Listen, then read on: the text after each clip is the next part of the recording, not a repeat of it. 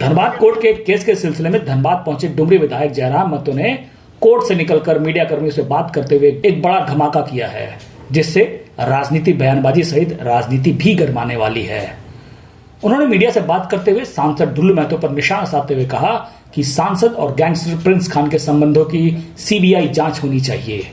वो यही नहीं रुके, उन्होंने साफ कहा कि जनप्रतिनिधियों को सफेद पोस्ट की छवि बरकरार रखनी चाहिए, न कि अपराधियों के सहयोगी के रूप में। साथ ही उन्होंने इसे लेकर निष्पक्ष और उच्च स्तरीय जांच की भी मांग की है। उन्होंने कहा कि जनता जनप्रतिनिधियों को इसलिए चुनती है ताकि जनता की समस्या और उनके अधिकारों की बात हाउस में रखी जा सके, न कि अपराध जगत से जुड़े लोगों से मिलकर समाज विरोधी गतिविधियों को बढ़ावा मिले।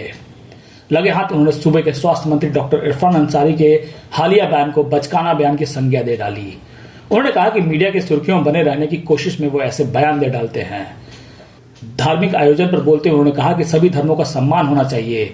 यदि मुहर्रम में डीजे बजाया जा सकता है तो सरहुल और रामनवमी में क्यों नहीं, उन्हें भी इसके लिए अनुमति दी जानी चाहिए।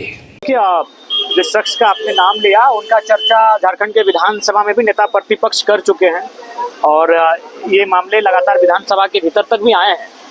और अगर ऐसा मामला है तो मैं निसंदेह राज्य सरकार से विशेष अपील करूंगा आपके माध्यम से कि एक विशेष टीम का गठन करे और अगर उनका किसी भी माननीय, चाहे वो सांसद हो, विधायक हो, मंत्री हो या केंद्र मंत्री हो, अगर उनके साथ संपर्क की खबरें आ रही हैं तो निष्पक्ष उसकी जांच होनी चाहिए। अगर चूंकि एक माननीय का जीवन और संबंध वाइट होना चाहिए और जनता के लिए होना चाहिए, तो अगर ऐसे लोगों के साथ उनका संबंध की खबरें आती है तो उस पर गहराई से जांच होनी चाहिए, ये माना जाए। बिल्कुल, इसकी इसलिए मैं चाहूंगा उच्च स्तरीय जांच होनी चाहिए। अगर ऐसा मामला प्रकाश में आ रहा है तो ऐसे मामलों पर किसी भी प्रकार से कोताही नहीं बरतनी चाहिए, चाहे कोई रहे।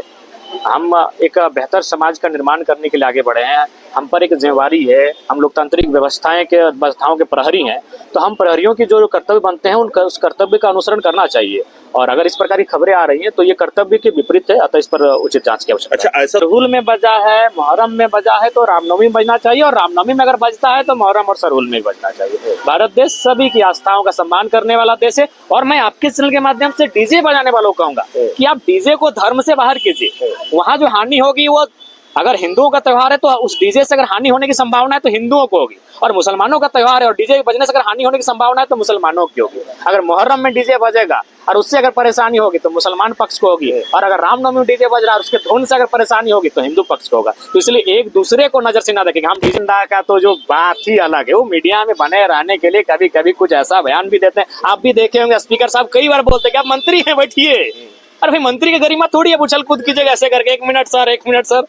तो कई बार तो स्पीकर साहब भी उनको बोलते हैं कि इरफान जी आप बैठिए। तो इरफान दा के अंदर थोड़ा एक चंचल व्यवहार है, बचपना स्वभाव है, इसलिए वो मीडिया में या फिर ट्रेंड में बने रहने के लिए इस तरह का बयान देते हैं। लेकिन ये कोई औचित्य नहीं है, सम्मान सबका होना चाहिए, और अगर कुछ विषयों पर प्रतिबंध होना चाहिए तो वो सभी के लिए अनुपालन होना चाहिए।